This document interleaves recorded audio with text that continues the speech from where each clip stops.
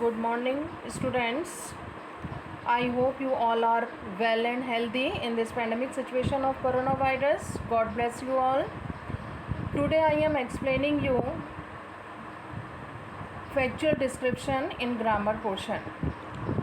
तो writing section में हम आज फैक्चुअल डिस्क्रिप्शन लेंगे जो कि आपके 7 मार्क्स का आता है एग्ज़ाम में. तो what is factual description? Factual description जिसका हिंदी में अर्थ होता है तथ्यात्मक वर्णन. ये एक ऐसा लेखन का टुकड़ा है जिसमें किसी व्यक्ति या किसी स्थान या किसी इवेंट के बारे में बताया जाता है. In such a description there must be objectivity and facts. तो फैक्चुअल जो डिस्क्रिप्शन है वो अलग अलग प्रकार के होते हैं. जैसे 4 प्रकार के हैं: person based, place based, object based और इवेंट बेस्ड.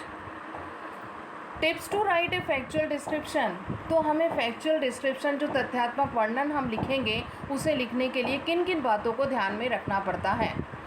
सबसे पहले है write the title in the center of the page in capital letter.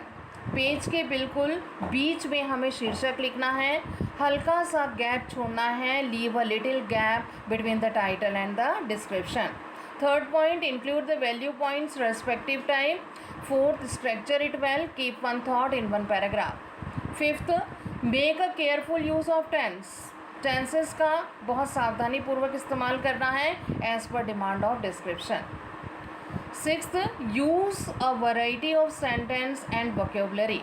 हमें वाक्यों का, जिस तरह के वाक्य लिख रहे हैं उनका ध्यान रखना है, साथ साथ में स्पेलिंग्स का भी और वोकेबुलरी का भी ध्यान रखना है. Observe order. बिल्कुल अपन लोगों को ऑब्जर्व ऑर्डर के हिसाब से लिखना है. Cohesion, coherence and relevance. Observe the word limit. तो हमें यहाँ पर शब्द सीमा का ध्यान रखना है. 100 या 125 शब्द में हमें तथ्यात्मक वर्णन लिखने चाहिए. Factual description on place. तो आज का हमारा टॉपिक है तथ्यात्मक वर्णन. हम स्थान पर लिख रहे हैं तो इसके लिए हमें निम्नलिखित बिंदु को ध्यान में रखना है. Following point should be included in the factual description of a place. सबसे पहले है name and location of the place. नाम और उसकी लोकेशन बतानी है. Dimension if any. एटमॉस्फेयर, वहाँ का एटमॉस्फेयर वातावरण कैसा है. पर्पस, उसका उद्देश्य क्या है, क्या उसकी महत्वपूर्णता है और किस लिए उसको यूज़ किया गया. Summing up, comparison with the earlier visit and other relevant detail. इनको आपको ध्यान में रखना है. तो क्वेश्चन हमारा पहला है, write a factual description on our school library. आपके स्कूल के वाचनालय पर आपको तथ्यात्मक वर्णन देना है 100 से 125 शब्दों में. तो यहाँ पर लोकेशन बताई जा रही है. जैसे government senior secondary school Jaipur में है जो कि बेस्ट लाइब्रेरी उस कस्बे की है. The library hall is quite spacious. Spacious मतलब बहुत ज़्यादा स्पेस है उसमें. In the library hall there is an issue return counter that is used by our librarian. वहाँ पर किताबें इशू की जाती हैं या वापस लौटाई जाती हैं जिसका इस्तेमाल लाइब्रेरियन के द्वारा किया जाता है. एंड हिज हर असिस्टेंट, या उसका कोई भी सहायक कर्मी हो. The books are issued during 4 hours every day, but we can return borrowed books at the counter any time in the day.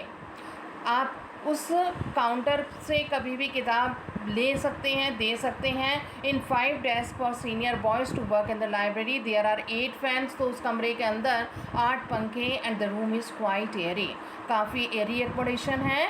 There are 2 catalogues in the library and the senior boys are taught how to use them. It is very helpful for students. The library will help the needy.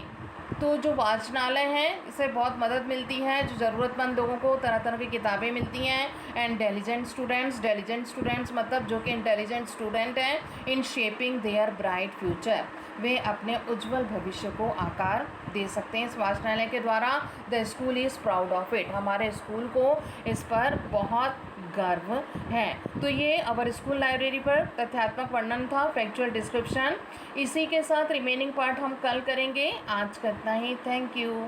Have a nice day.